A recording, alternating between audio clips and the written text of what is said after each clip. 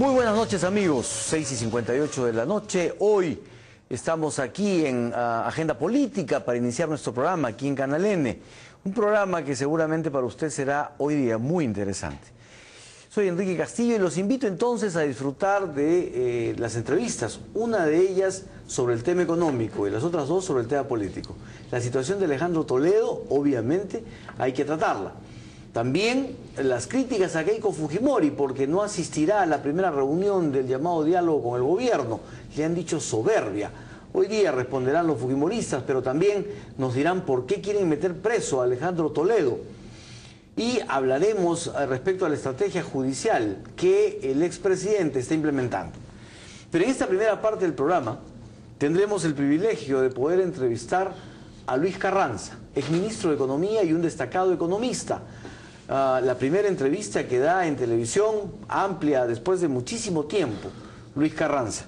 Así es que lo vamos a saludar y disfrutaremos de sus conocimientos. Don Luis Carranza, muy buenas noches. Buenas noches, Enrique. Muchas gracias por la invitación. No, las gracias por estar aquí con nosotros. Don Luis Carranza, obviamente son muchos los temas con respecto al asunto económico que seguramente a nuestros televidentes le están preocupando. Yo quisiera empezar con preguntas cortas. La primera es, ¿cree usted que el 2013 creceremos más cerca de 5 o más cerca de 6? Más cerca de 5. Más cerca de 5. ¿Y siente usted que el último cuatrimestre del año será realmente alentador y será mucho mejor que los 3 anteriores o será más bajo a nivel de crecimiento? Hacia el último trimestre debemos tener el efecto de Toromocho, que entraría en producción, pero va a depender fundamentalmente de qué pasa con la confianza. La confianza ha venido cayendo a lo largo de todo este año, se ha estabilizado en julio, pero vamos a ver qué pasa hacia adelante, ¿no? Estamos de todas maneras en rangos de niveles de confianza bastante bajos y yo creo que ese es el principal factor que debería atacar el gobierno ahora. Si para usted 2013 será del orden de 5, 2014 ¿cómo usted lo vislumbra? Yo lo vislumbro con algunos efectos positivos, porque tenemos estos proyectos mineros importantes, hay algo de recuperación en el crecimiento en Estados Unidos, se ha estabilizado Europa, preocupa el tema financiero bastante, deberíamos tener a finales de este año, principios del próximo, ya un claro panorama de qué ocurre con la Reserva Federal de los Estados Unidos y cómo se retira el estímulo monetario. Y esto va a traer de todas maneras volatilidad en mercados financieros y tipo de cambio. Tasas de interés vienen al alza, definitivamente, y eso es negativo, pero insisto que va a depender mucho de nosotros mismos, de qué hacemos con confianza, qué impacto tiene las medidas que está tomando el gobierno, qué otras acciones puede tomar, cómo retoman el tema de la agenda de competitividad que ha estado rezagado. Sí, pero si tuviéramos que, de manera realista, plantear un número hacia el 2006, hacia el 2014, ¿diría usted que es más cerca de 5 o más cerca de 6? Mira, yo hice ese análisis en el 2011 en base a factores que veíamos en ese entonces, factores inerciales muy fuertes que se han ido de alguna manera desgastando, estamos perdiendo un poco de la gasolina con el cual se inició. Los factores negativos siguen y recién ahora, 2 años después, están tomando algunas acciones. Y en ese entonces nosotros lo que veíamos era en un escenario central, porque había un escenario de riesgo, pero en uno central veíamos una suave convergencia, es una tasa de 5%. El gobierno hablaba en ese entonces de 6% y sigue hablando de 6%. ¿Para el 2014? Para el 2014. Y cuando uno ve el marco macroeconómico, sigue esa cifra de 6%. Pero la economía en ese entonces, 2011, podía crecer tranquilamente al 8%. Imagínate, en un proceso de recuperación de confianza como se dio en el 2012, con el fuerte impulso de liquidez, si se hubiesen tomado, por lo menos la intención de tomar las medidas que están trabajando ahora y que pudieron haberlas empezado el 2011 cuando asumieron el gobierno, entonces hubiésemos podido tener un 2012 bastante más robusto que el que hemos tenido y hubiese dado otra velocidad y otro nivel de crecimiento. Cuando uno ve las cifras del gobierno, efectivamente marca una caída, 5 o 7 para este año y 6% para el próximo. Y cuando uno ve la descomposición, uno empieza a tener dudas. Por ejemplo, en el 2013 se prevé que el consumo público crece al 10%, sueldos y salarios, básicamente. Y para el 2014 esto está en 4%. ¿Es creíble esto? ¿Que van a poder mantener o manejar las expectativas de aumentos salariales de los distintos gremios? Luego ves inversión pública que pasa de crecer al 20 a crecer 13%, bajando. En el lado privado el consumo y la inversión están más o menos estables. En 8% la inversión privada y el consumo un poco arriba de 5%. Ojo, inversión privada de 8, ya no de 13 o 14 que teníamos antes, ni 20 o 30% que teníamos en 2010, primera parte del 2011. ¿no? Entonces, desacelerándose el crecimiento de la inversión. Lo único que crece fuerte, exportaciones. Las exportaciones pasan de crecer 1,6 en el 2013 a crecer 9,2% en el 2014.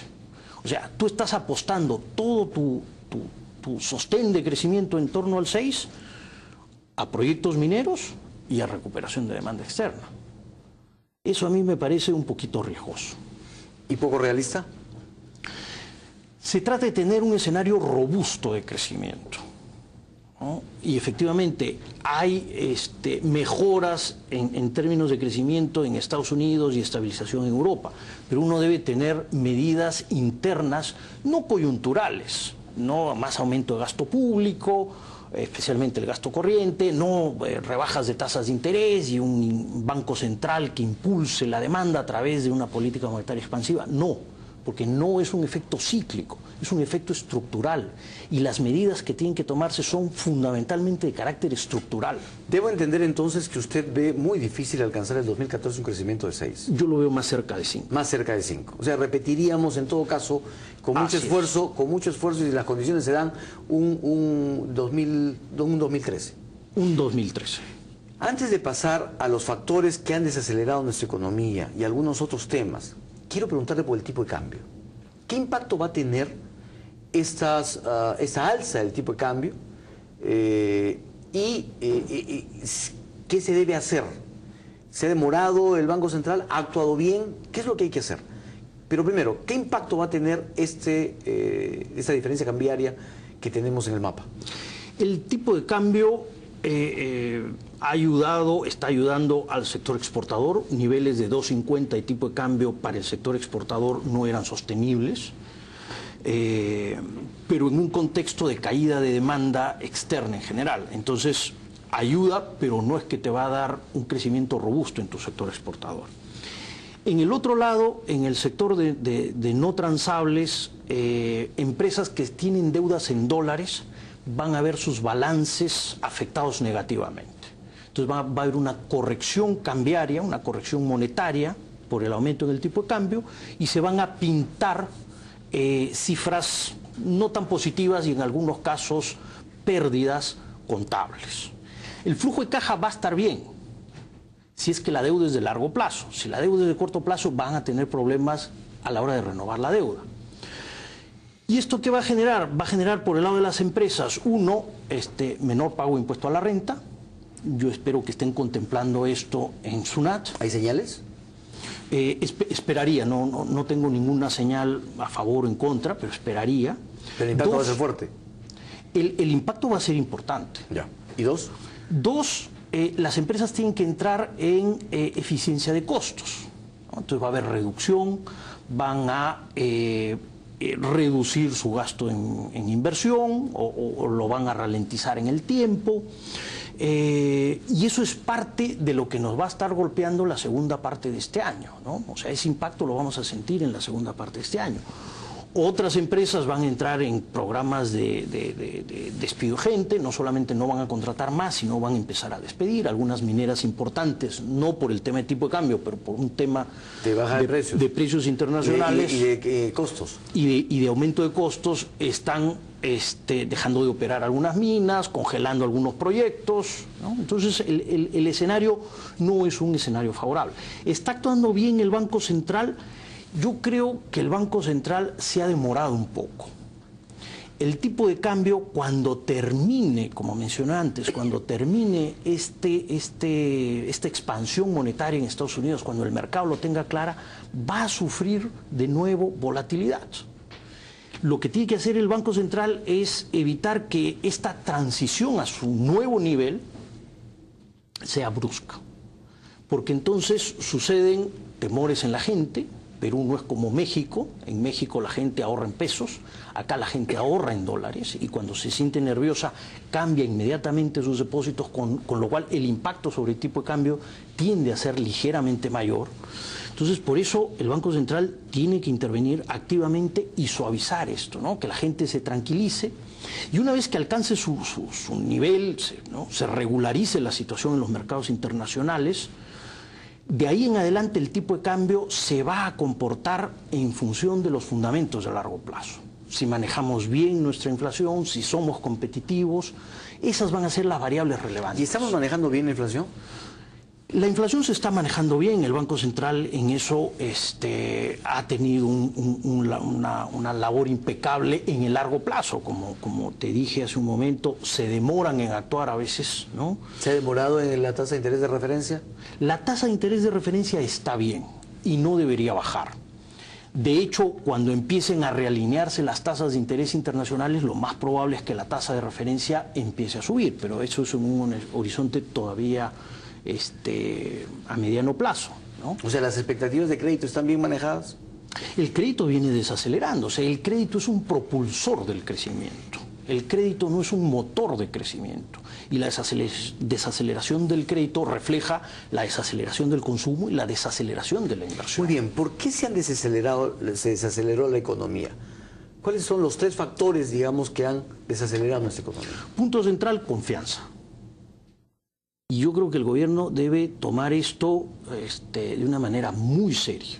No lo ha hecho todavía. Yo creo que las reuniones con partidos políticos ayuda, pero no va a la raíz del problema. Tienes problemas de gestión pública, que lo ha reconocido el propio gobierno al formar un grupo especial para destrabar las inversiones. La pregunta es, perdóneme, ¿qué ha funcionado? ¿Está funcionando? Bueno, recién lo han implementado. ¿Por qué no lo implementaron hace 2 años?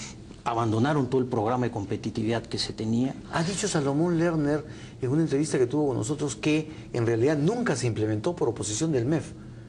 Eso es lo que nos ha dicho Salomón Lerner, como primer ministro en aquella época. Bueno, con Julio Luque, presidente de CADE, tuvimos una reunión con el primer ministro Salomón Lerner en esa época, y se puso a disposición todo lo que se trabajó en el CADE presidencial del 2010, que fue un esfuerzo de más de 100 personas técnicas con propuestas sobre mejora en competitividad en sectores como educación, salud, temas tributarios, mercado laboral, infraestructura.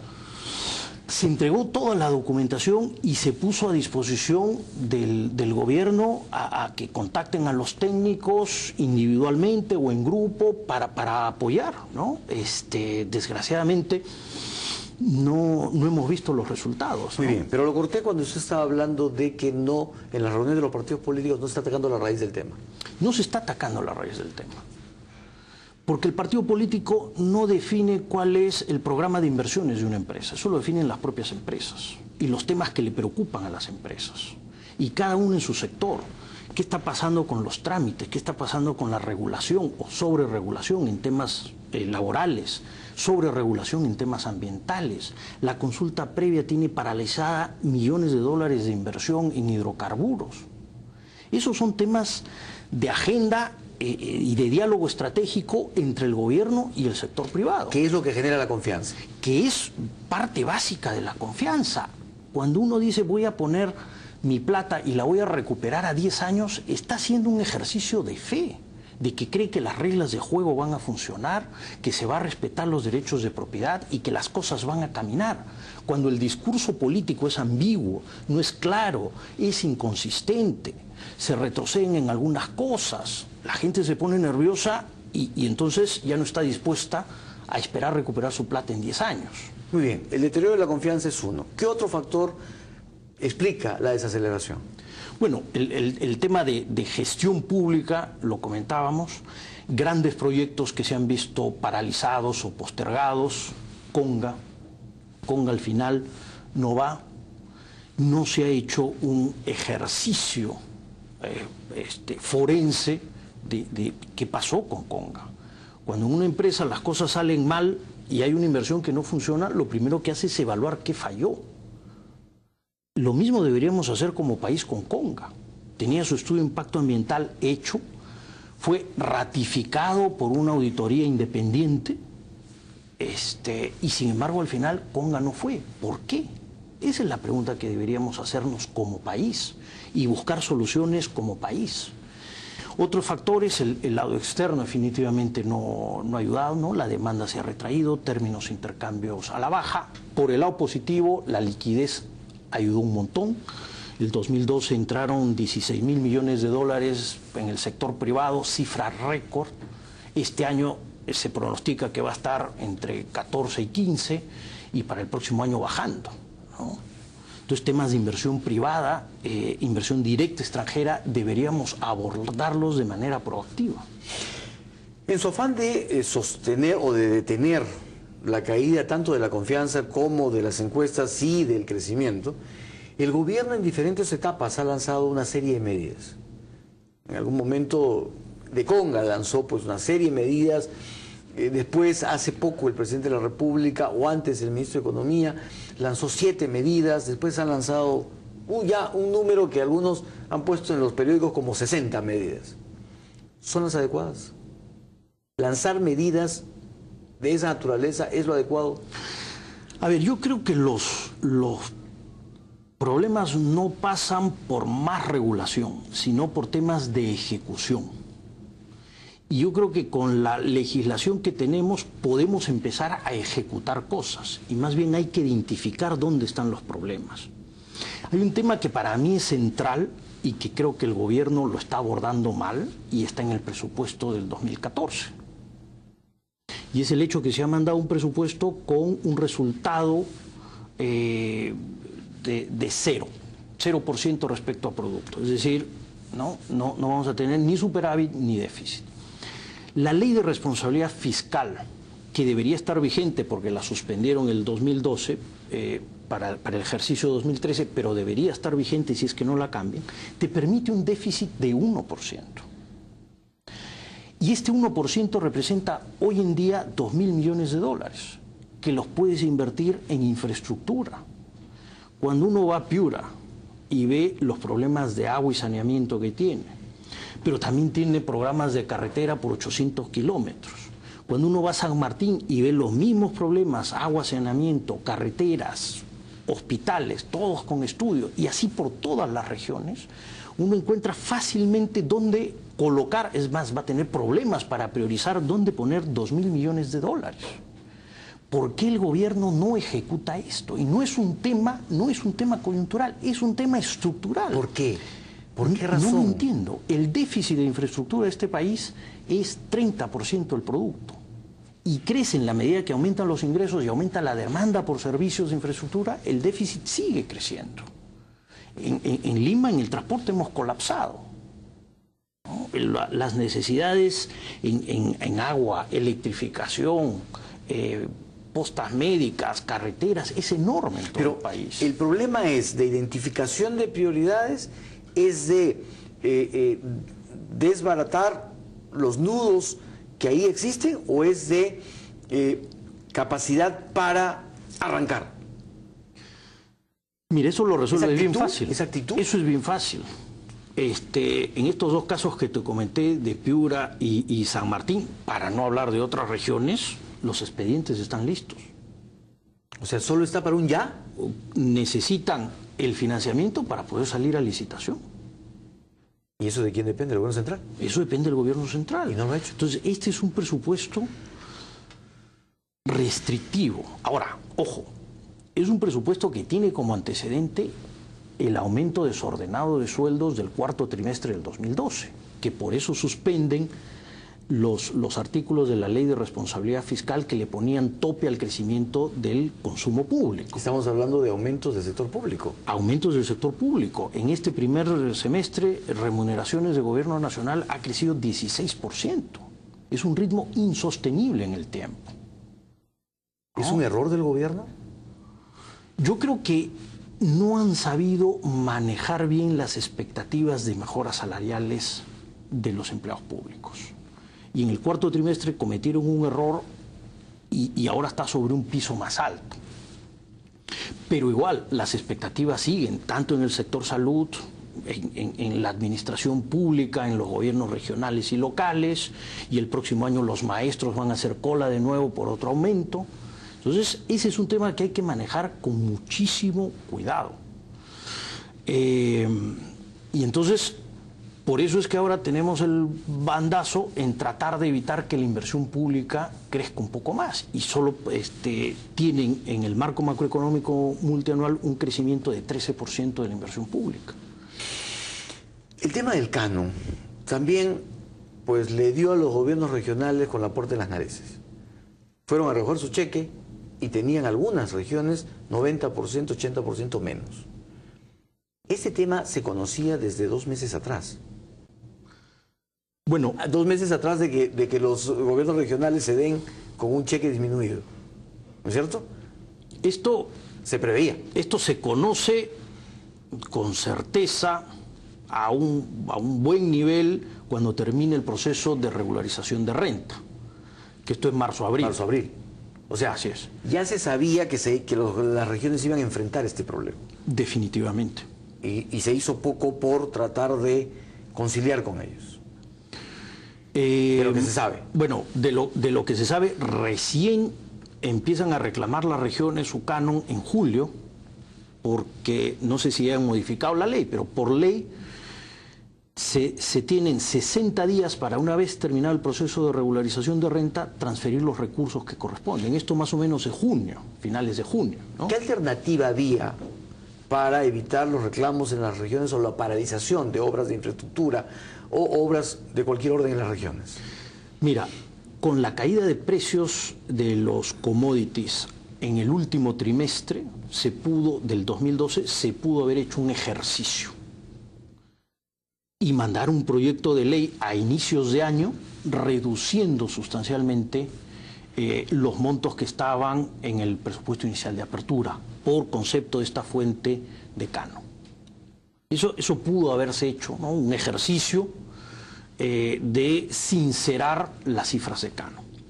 No se hizo. Estamos ahora en agosto, bueno, septiembre ya. ¿Se viene otro cheque disminuido para las regiones? Bueno, el cheque ya está, ¿no? Y el tema es qué va a pasar. Yo creo que el concepto de te voy a estabilizar tu canon, te voy a reponer tu canon, es un concepto equivocado. Los precios han caído, es cierto, pero tú tienes regiones en las cuales no ha caído tanto el canon. ¿Por qué? Y es básicamente porque hemos tenido problemas con cantidades producidas también. Entonces tú tienes una región, por ejemplo, o una provincia que paralizó la mina, no dejó que tuviera actividad, forcejeó, pidió cosas, se exigió demasiado para la operación. Entonces el canon cae en esa región no porque cayeron los precios, sino fundamentalmente porque no hubo producción minera. ¿Y a esa región tú le vas a compensar su canon?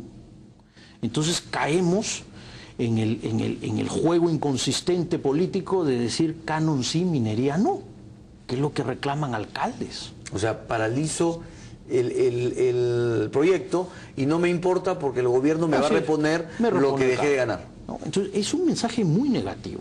¿Qué puedes hacer tú? Tú tienes 2 impuestos nuevos creados, ¿no? El impuesto excepcional y el gravamen especial, ¿no? Pero, antes de eso, ¿el esquema planteado por el gobierno para las regalías mineras es el adecuado? ¿El actual? El actual. El que estableció este gobierno. ¿Te estás refiriendo solo a regalías o todo el esquema tributario? Bueno, el esquema tributario. Hablemos del esquema tributario. El esquema tributario crea estos 2 impuestos en vez del aporte minero y cambia las regalías. ¿Qué ha generado? Estos dos impuestos, cifras que aparecen, recaudan más o menos entre 1.300 y 1.400 millones de soles en el año 2012. Las regalías están por el orden de los 570 millones. En el esquema anterior de regalías hubiésemos tenido 700 millones. O sea, ahí tienes como 200 millones de soles menos de regalía que van a las regiones.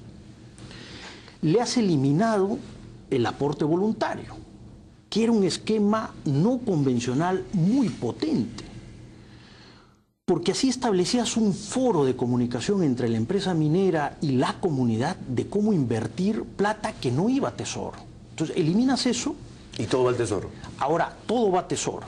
Ahí tienes alrededor entre 400, 450 millones de soles, ¿no? Han caído precios, pero alrededor de 400, 450 que no están yendo a las regiones. Y luego estos dos impuestos se descuentan del pago de impuesto a la renta. Y eso significa 400 millones de soles menos, independientemente de precios. De esos 400, la mitad, que es canon, implica 200 millones menos. Entonces, en sumas gruesas, las regiones están recibiendo 800 millones menos solo por el cambio tributario, independientemente de los precios. Entonces, lo más justo sería que estos dos impuestos vayan a un fideicomiso y se transfiera a todas las regiones, a todas, no solo a las mineras, a todas, bajo esquemas en función de, por ejemplo, tamaño de población, necesidades básicas insatisfechas, índices de pobreza, ¿no? Y de esta manera no estás dando un mensaje de, bueno, pues no importa si tú paralizaste la producción minera, yo te repongo tu canon, que creo que es muy negativo.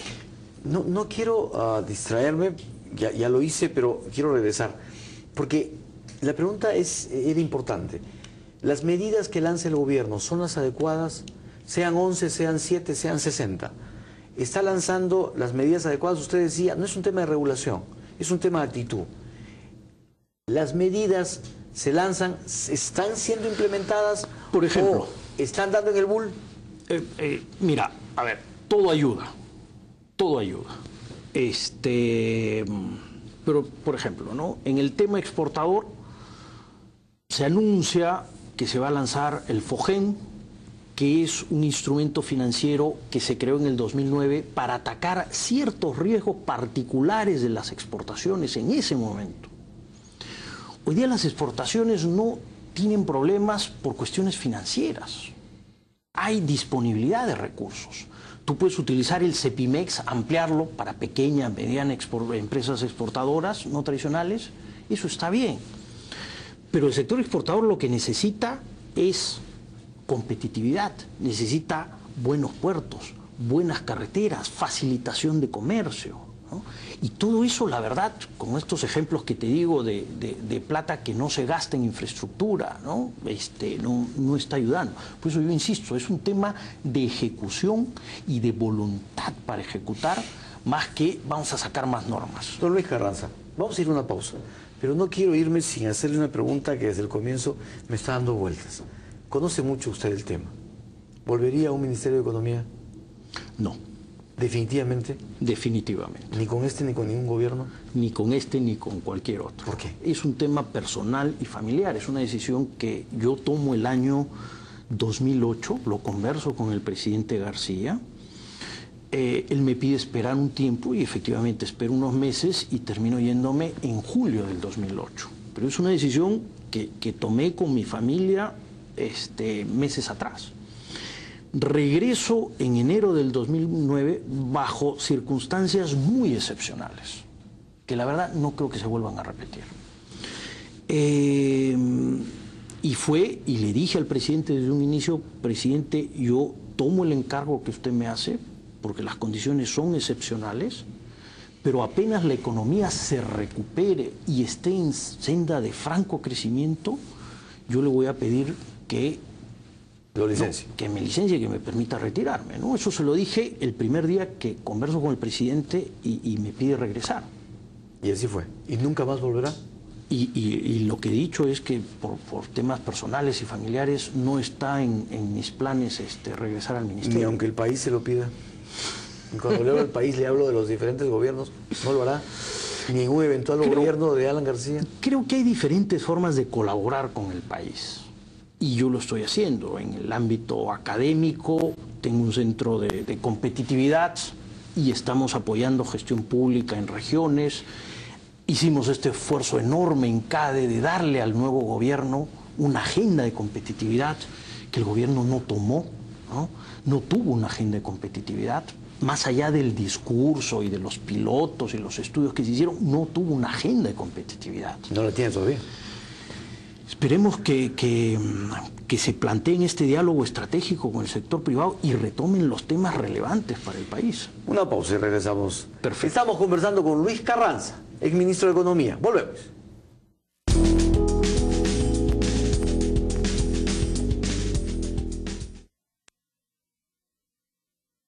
Ahorra y gana como nunca antes con Scotiabank, porque sortea $1000 todos los días, todos los meses. Además, un Volkswagen Voyage todas las semanas. Ahorra en Scotiabank y gana.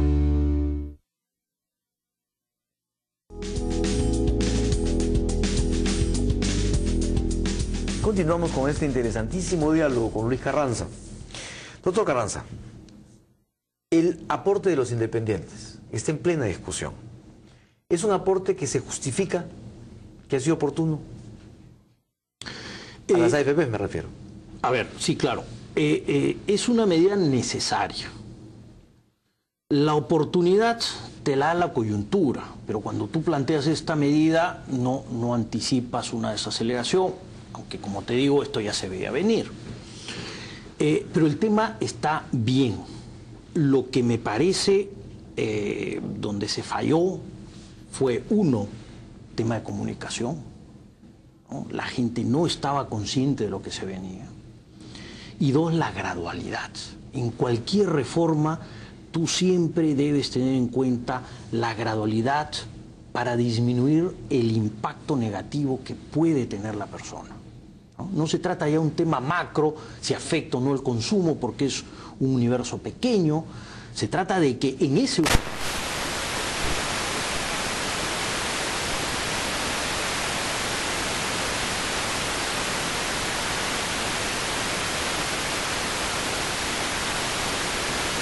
realidad. ¿Y ese menor impuesto a la renta no hubiera afectado a la caja fiscal? Pero por definición se dicen que es un universo pequeño, Así es. ¿no? Entonces... Ahora, hay quienes dicen, bueno, que los jóvenes no saben ahorrar y que no piensan en su vejez. Pero hay otros que dicen, bueno, pero no es cuestión de que no sepan ahorrar, es que todavía no les da para ahorrar lo que ganan. Entonces no pueden tener cultura del ahorro cuando no tienen recursos para el ahorro. ¿Se puede obligar a los jóvenes a elegir una determinada AFP o mandarlos a una AFP o obligarlos a esos esquemas de previsionales que ellos todavía no conocen? A ver, principio 1. Independientemente del nivel de ingreso que tenga, las personas deben guardar ahorro previsional. Y hay una función intuitiva del Estado en esto, que es irrenunciable, y lo tiene que hacer. Y desde ese punto de vista está bien. 2. Me parece contradictorio en esto de alinear los incentivos hacia el ahorro previsional, lanzar programas, pensión 65, donde el Estado te va a pagar tu jubilación, llegas a los 65 años y yo te doy la plata. Entonces, claro, ¿no? La persona, ¿para qué va a ahorrar? Y digo, oye, pero me vas a dar cuando yo tenga 65. No, es que eso era parte del programa de gobierno, esto no puede ser universal, porque si no, desfinanciamos al Estado, ¿no? Entonces, punto 1, eso es malo.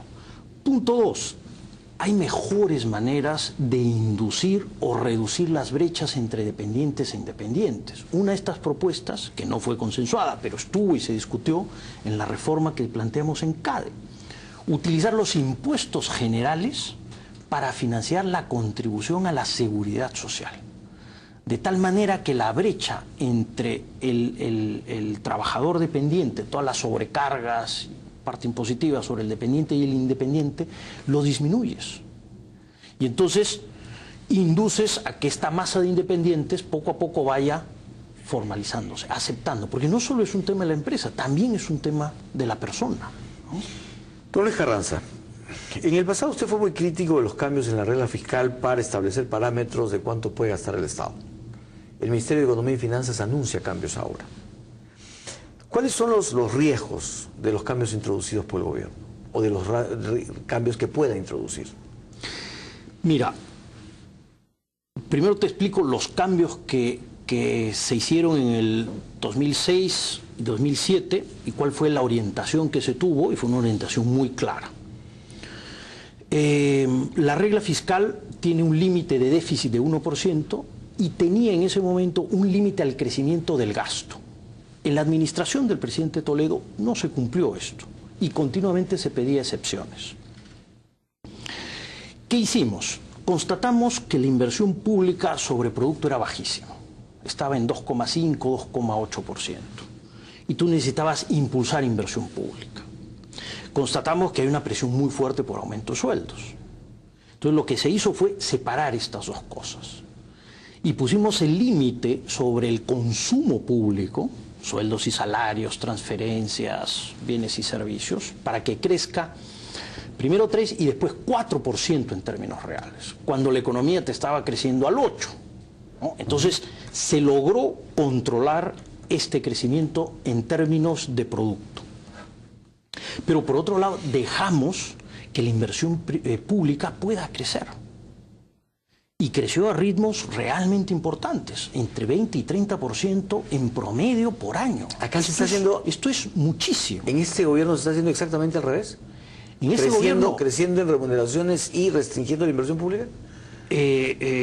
Básicamente en el 2012, ¿no? Pero antes de entrar a lo que está haciendo este gobierno, porque yo estoy tan confundido como tú sobre lo que está haciendo este gobierno, logramos pasar de 2,5 a 6% de inversión pública respecto a PBI. Y eso es parte de lo que explica por qué la economía peruana creció como creció, su fortaleza, reducción de pobreza, ¿no? Richard Webb sacó un trabajo hace poco en el cual demuestra que los jornales en las zonas rurales del país se multiplicaron por 3 en 10 años porque el tiempo de conectividad del poblador rural al mercado disminuyó a la mitad. Y eso es infraestructura, y eso es calidad de vida. Entonces se logró el objetivo, la deuda bajó de cerca de 50% sobre producto en torno al 20%, obtuvimos grados de inversión, seguimos mejorando en la escala de las calificadoras de riesgo. O sea, la situación fiscal muy sólida. Perú es una de las economías con mayor solidez fiscal, no solo de la región, sino del mundo hoy por hoy. Y este gobierno empieza, primero, criticando el esquema y diciendo que tiene que ir a un resultado estructural. ¿Qué quiere decir estructural? Quiere decir que yo voy a agarrar los ingresos y voy a decir que una parte es estructural y otra parte cíclica. Por ejemplo, yo fijo el nivel del precio en commodity en 3. Cualquier cosa por encima de 3, yo digo que es cíclico. Y me quedo simplemente con eso como estructural. El resultado estructural no es observable. Te lo comunican. Y como no es observable, es manipulable. Y te doy un ejemplo con el mismo marco macroeconómico. El marco macroeconómico que saca el actual gobierno en el 2011, la corrección, arrojaba un déficit estructural para el año 2006 de 1%. El resultado fiscal fue un superávit de 2,2. Pero dice, oye, te has gastado mucho. No te discuten qué. Yo creo que el qué es importante, porque se gastó en infraestructura, no en sueldos y salarios. Te has gastado mucho. Al año siguiente cambia la metodología. Y resulta que ya no es un déficit de 1,1 estructural, sino es un superávit de 3. Entonces tienes un cambio por metodología de 1,5% del PBI. Eso es manipulable. Entonces, el ministro Castilla, que empieza con su objetivo de llegar a un resultado estructural al 2014 de 0, en el último marco macroeconómico está su nuevo resultado estructural de menos 0,8. Y no es por infraestructura, es por sueldos y salarios. Más aún, él va al Congreso el 2012 y dice que a fin de año va a mandar la nueva regla estructural. A fin de año no manda nada. Lo que hace es suspender el crecimiento del gasto del consumo público porque estaban aumentando sueldos y salarios. Y si no, iban a estar en incumplimiento de la ley de responsabilidad fiscal. Entonces suspenden eso con una disposición transitoria final en la ley de equilibrio financiero. No se discutió en el país esto. No hubo una discusión abierta en el Congreso. La comisión no saca su informe a los 6 meses, lo acaba de sacar en julio. Y deja mal parado al ministro Castilla, porque le dice, tu resultado estructural es muy interesante, pero no te conviene tomar una meta cuantitativa, míralo como referencia. Más bien hay que fijar metas al crecimiento del gasto. Y de nuevo, está bastante mejor que lo que propone el ministro, pero de nuevo yo creo que hay que diferenciar entre el gasto corriente y el gasto en infraestructura. Es indispensable hacer esta diferenciación. Don Luis Carranza, ¿reduciría usted impuestos para tratar de reactivar la economía? No. Ninguno, ni un punto, ni medio punto. Los impuestos tienen que manejarse en función de las necesidades del país y de las ganancias de eficiencia que tú puedes tener. Entonces yo no reduciría IGB. Yo lo que reduciría sería la contribución a la seguridad social. Y yo financiaría eso a través del uso de impuestos generales, tu IGB y renta, en función de las personas que están aseguradas. Entonces, si hay una persona con empleo formal, el Estado se compromete a pasarle a la seguridad social un monto per cápita. Y con eso, paulatinamente, vamos disminuyendo la brecha que hay entre los beneficios de ser independiente y de estar en el sector formal, ser dependiente, pasar a planilla, ¿no? Además, ese es el primer paso para que después, con un horizonte de tiempo bastante razonable, esta persona que tiene derecho a este pago por su seguro pueda definir si lo hace en salud o lo hace con una EPS. Y entonces sí vas a tener una verdadera reforma en el sistema de salud, cuando las personas puedan elegir. A propósito de salud y de las reformas, ¿cuáles de las que están en marcha cree usted que van por buen camino y cuáles significan un retroceso? Bueno, la principal es la del sector educación, ¿no? Yo creo que ¿Esa es un retroceso? Yo creo que es un gran retroceso. Yo te diría que es una contrarreforma. ¿Por qué? ¿Por qué? Pero el gobierno es una de las grandes reformas que ha hecho. Te explico cuál es mi visión. Mi visión es la siguiente. Luego de muchísimos años de deterioro en la calidad, de sueldos bajos, tú tienes 300.000 maestros que estaban mal pagados, con bajo nivel de capacitación, no estaban incentivados. Entonces tú creas una ley que le dice al maestro, mira, tienes una nueva escala remunerativa, que para un director de escuela de 5º nivel con 20 años de servicio puede implicar 3 veces el sueldo o más. Pero eso sí, tienes que pasar un examen de conocimientos. Y si tú repites ese examen, yo te voy a votar. Y este es un proceso de autoselección. Y cada maestro individualmente escoge si se quedaba en la ley antigua o se iba a la nueva ley de carrera magisterial. Y tú tienes 50.000 maestros que optan por el incremento salarial, porque no tenían miedo al despido, porque se sienten capacitados, suficientemente capacitados para pasar los exámenes. ¿Y qué has debido hacer? Sobre esta base, empezar a trabajar el flujo de nuevos maestros. Y ahí pues seguir el modelo finlandés, que vas desde los colegios incentivando a que estudien, ¿no? Profesorado, le das becas para que terminen sus carreras y tus mejores alumnos empiezan a integrarse. ¿Qué haces con tus 250.000 o 300.000 maestros que están en la ley antigua? Bueno, uno, capacitas, sigues incentivando para que se den los traslados, coaching, pero lo que no puedes hacer es volverlos a juntar a todos. ¿Y eso es lo que se ha hecho? Eso es lo que se ha hecho. ¿Cuál es el incentivo a los maestros que demostraron capacidad, que dieron sus exámenes? Y luego, si tú le tomas una prueba exigente, que de verdad demuestre quién sabe y quién no sabe, ¿qué gobierno va a poner en la calle a 150.000 maestros? Ninguno, pues. Ninguno. Entonces, al final, ¿qué va a ocurrir? Las pruebas que les tomas, si es que les tomas, van a ir cada vez perdiendo nivel. porque tú no vas a poder, políticamente es inviable, poner en la calle a 150.000 o 200.000 maestros. ¿Qué otras reformas van mal y cuáles van bien? El tema tributario creo que se ha perdido una gran oportunidad. Se tomaron básicamente medidas antielusivas, que está bien, pero no se avanzó en predictibilidad. Es más, la SUNAT tiene mayor discrecionalidad y eso no es bueno. Se pudo haber avanzado en temas tributarios sobre exportación de servicios. Ahí lo que hubo es un retroceso.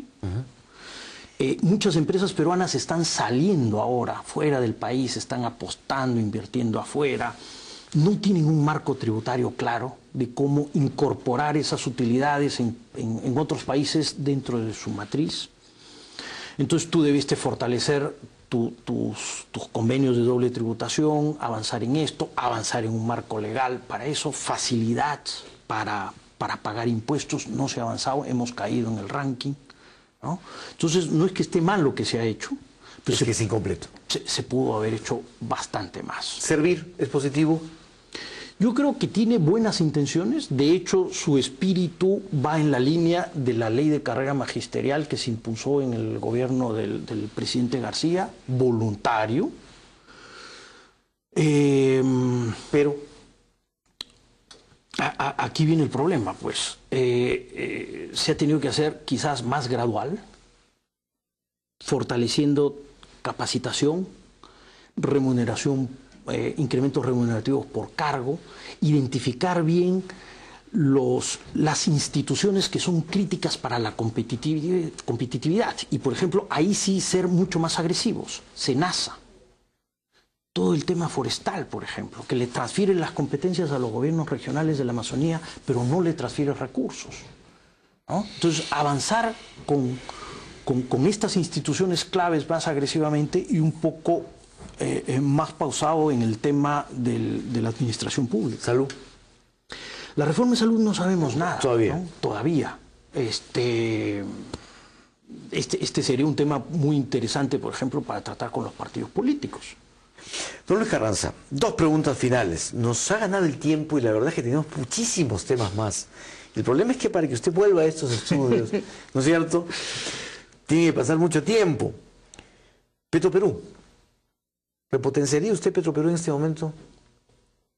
No. ¿No invertiría en Talar en este momento? No. ¿Por qué?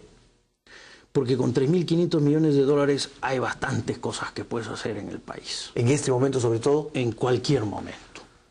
En cualquier momento. Proinversión, ¿está haciendo bien su trabajo? Por ejemplo, el tema del gasoducto y otros temas más. ¿Están bien encaminados? A ver, ahí hay que separar los roles, ¿no? De Proinversión, que acaban de hacer un anuncio de 12.000 millones de dólares hasta el 2014, que espero que lo cumplan, ¿no? Porque los anuncios anteriores no se han cumplido. Pero el tema del gasoducto, por ejemplo, es un tema que no le compete a Proinversión, está en el área de los ministerios, ¿no? Y ahí la verdad es que ha sido lamentable, ¿no? Han tenido 3, 4 diseños fracasados. Al final, el último anuncio que se sabe es que recién en febrero estaría saliendo la licitación, pero ¿la licitación de qué? ¿Cómo va a salir? Yo creo que en este tema, por ejemplo, se ha perdido 2 años y medio, ¿no? Y es una lástima porque es el tipo de proyecto que en el momento en que se estaba dando, podía sacarlo como proyecto integral, en el cual tenías explotación, el ducto y luego tenías la transformación en la costa peruana. Proyecto de 15.000, 16.000 millones de dólares. Ahora no tenemos eso. Ahora no tenemos Don nada. Luis Carranza, dos chiquititas. ¿Se podrá alcanzar una presión tributaria de 18% del PBI al final del gobierno de Ollantumala? Lo dudo mucho. ¿Mucho? Lo dudo mucho. Muy bien. ¿Por qué? ¿A cuánto cree usted que llegará la presión? Yo creo que va a estar en torno al 17%. Pero de nuevo, no se trata simplemente de incrementar impuestos, sino se trata de facilitar, ampliar base, ¿no? Más que incrementar tasas, ¿no? O empezar a hacer una fiscalización que, si bien es cierto, tiene impacto en reducir el error de no pescar a alguien que te esté evadiendo, pero te va a generar otro tipo de error, que es que el que sí te paga y sí se porta bien tiene una sobrecarga tributaria de tal naturaleza que ya va en perjuicio de su productividad. Y la última, ¿tiene este gobierno una visión de largo plazo? ¿La percibe? Mira, en el tema fiscal, lo que comentamos, ¿no? No hay claridad, hay inconsistencias. Se dice que se va por el resultado estructural, la famosa comisión dice esto no, vete por la regla de gasto. Si aplicamos esta regla de gasto hacia atrás, no hubiésemos invertido lo que se invirtió. El 2012 y el 2013 le hubiesen jalado la oreja al ministro porque voló con los temas de sueldos y salarios. Entonces, en el tema fiscal yo no veo un norte claro, ¿no? Hemos estado dando bandazos. Muy bien. Don Luis Carranza, como le digo, el tiempo nos ha ganado. Ojalá tengamos pronto el privilegio de volver a tenerlo por aquí. Y estoy siempre a tu disposición. Muchísimas gracias. Gracias a ti. Como ustedes lo han escuchado, ha sido Luis Carranza, ex ministro de Economía, destacado economista, que ha tenido esta oportunidad con todos ustedes aquí en Agenda Política. Volvemos para hablar con el congresista Pedro Espadar.